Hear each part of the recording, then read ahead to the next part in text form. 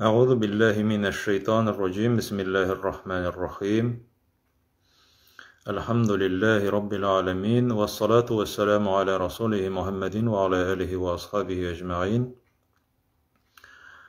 Muhterem kardeşler, Esselamu Aleyküm ve Rahmetullahi ve Berekatuhu. Bugün sizin bilen Allah Teala tağın uçraşırga nasip etti. Bugün sizge takdim etesim kile ahir zaman galametlerinin devamın. Bugün sizin ihtibarınızga Ebu Hurayra'dan kilgen hem İmam Ahmed rivayet kılgan hadisni. Bu hadis ahir zamanның kichkine galametleri hakkında elbette. Ütken uçraşuda biz sizning bilen onun turunda işitken edik.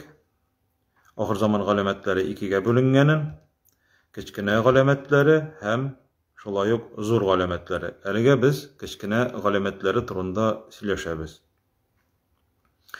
Ebu Hurayra'dan kile radıyallahu anhu Kale Resulullah sallallahu aleyhi ve sellem Ebu Hurayra ite Allah ilçesi eytti di. Allah ilçesi eytti.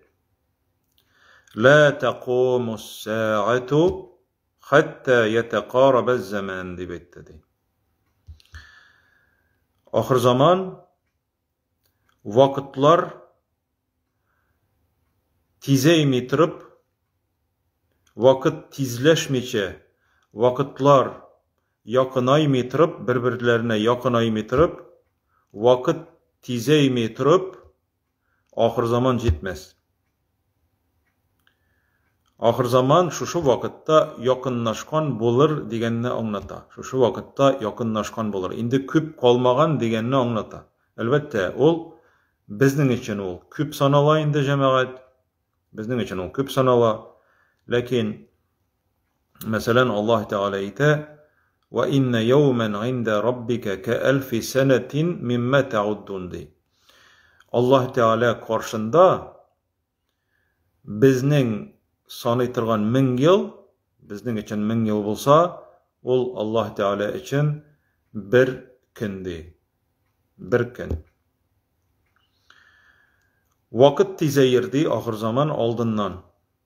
Mine biz onu bugünküsükünde sizebiz. Min onu yeşlerden de, yeş balalardan da, ılı kişilerden de dünyada açısın, teçisин, açlığın, yalangaçlığın kürgen ebilerden, babaylardan da sırayım. Onlar bitinisi de bir tisli cevap verirler. Ey vakit tiz uzada deyip. Anık alimler indi türlü anlatalar. Bu ol vakitte ahir zaman aldığından vakitnin tiz uzuğun. Ne için tiz uza? Tırmışның bik rahat bulganlığı bilen anlatalar kaybir alimler. Mine rahat vakitte biz bekende vakitnin uzganlığın sizmeybiz. Ağır bolsa, mesela küterge turu kilse birersin. Kimdendir haber ketip turgan vakitte, ol vakitte vakit bik uza.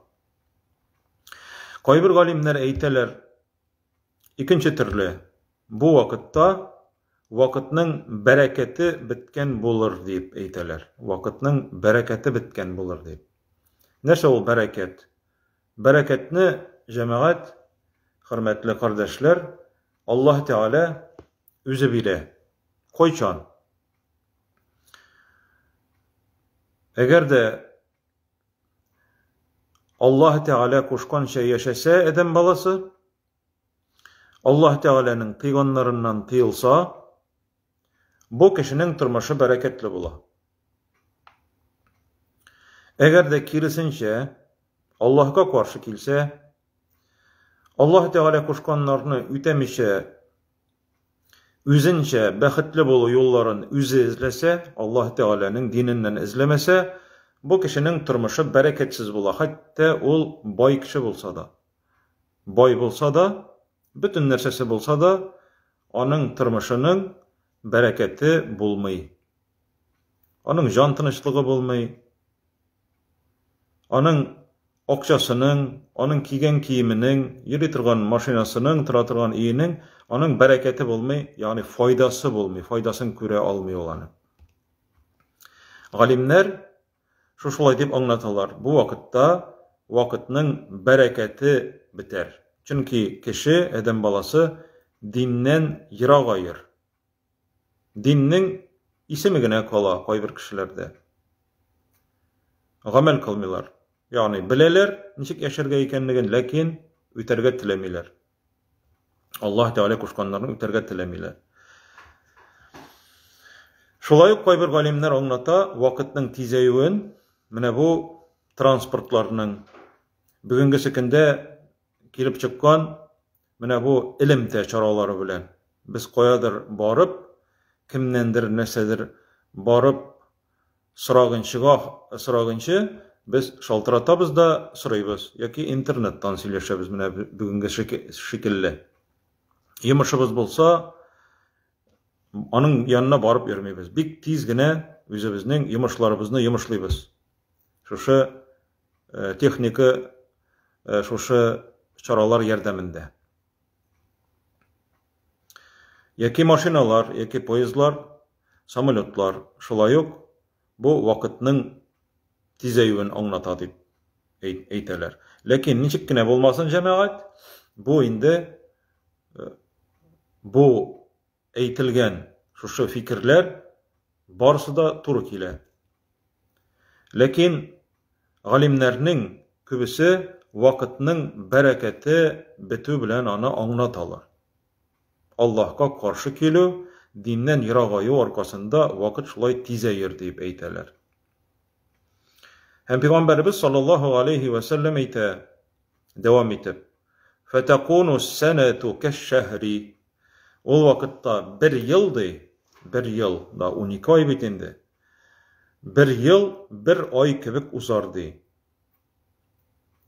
Demek ol vakit çından da tizeygenini anlata. Bir ay şekilde yine uzar bir yıl. Ne gacaplanı biz eli yangi yıl başlanğanına idi. Indi mine Mart'nın ortası jetip uzıp bara. Indi 3 ay uzıp bara. Bir ay şekilde uzardı bir yıl. Ve yakunu şehru kel cuma.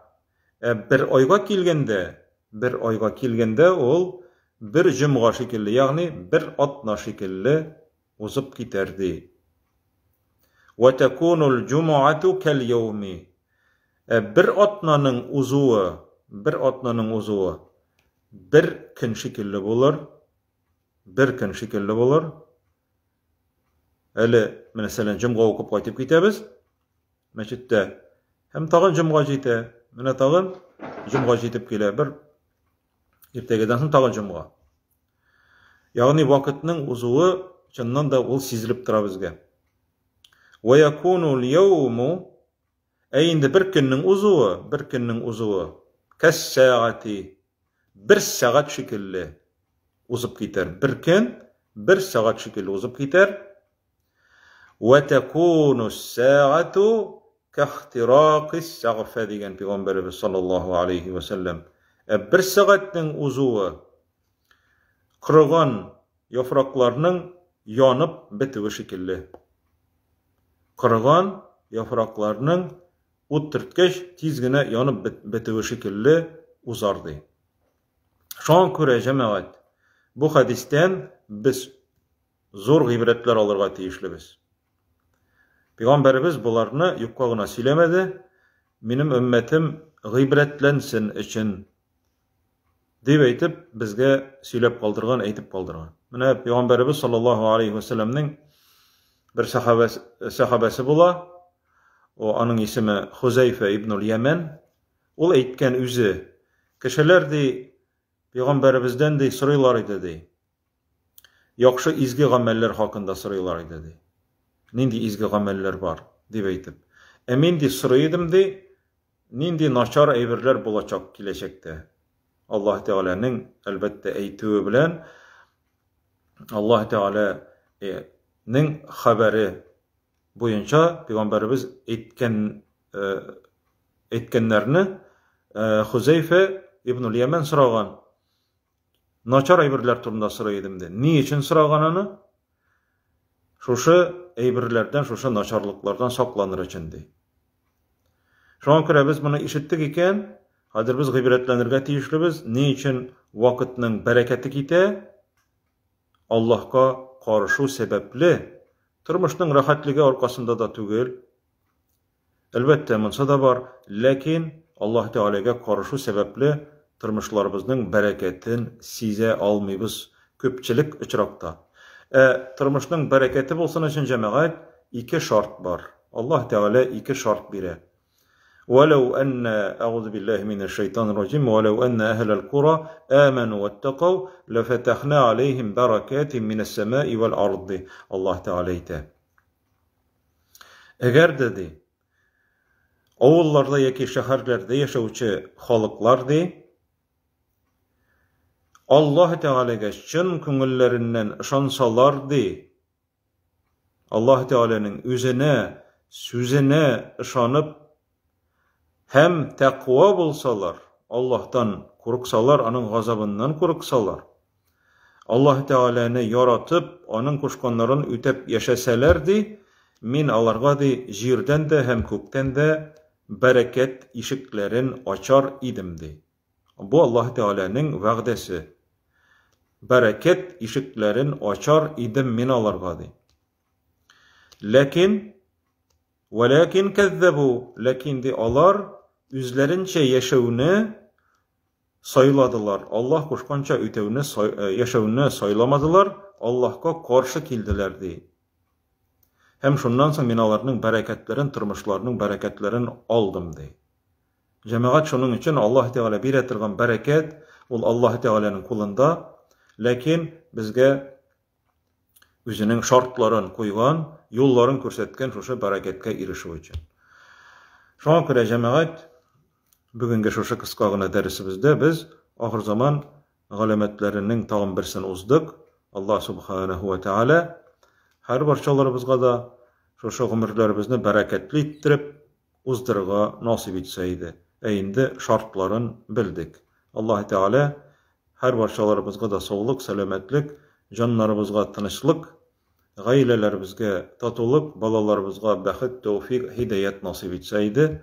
Hem Allah Teala iman baylığı bilseydi barımızga da ahiret günlerinde va'da kılgan özünün cennetlerinde de işraşularına her barçalarımızga da nasip etseydi. Esselamu aleyküm ve rahmetullahi ve berekatuhu.